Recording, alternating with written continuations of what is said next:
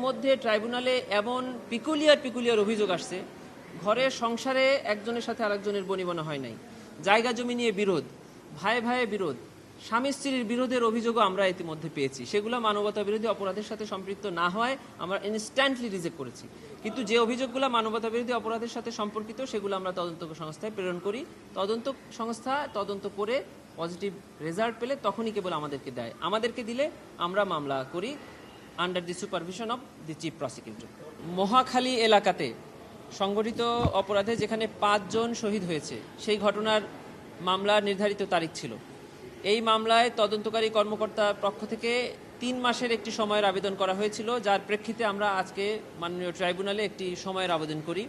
সময়টি মঞ্জুর হয়ে আগামী 20/7/2025 তারিখ তদন্ত প্রতিবেদন দাখিলের দিন ধার্য করা হয়েছে।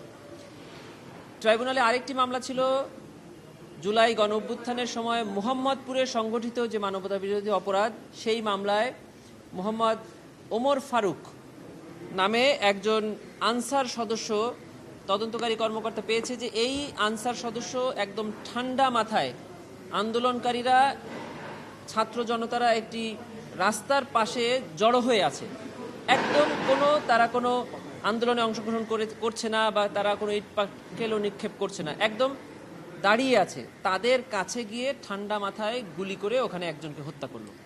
এই অভিযোগের ভিত্তিতে মোহাম্মদ ওমর ফারুক আনসার সদস্য, তাকে ট্রাইব্যুনালের আদেশে আইন শৃঙ্খলা বাহিনী গ্রেফতার করেছে।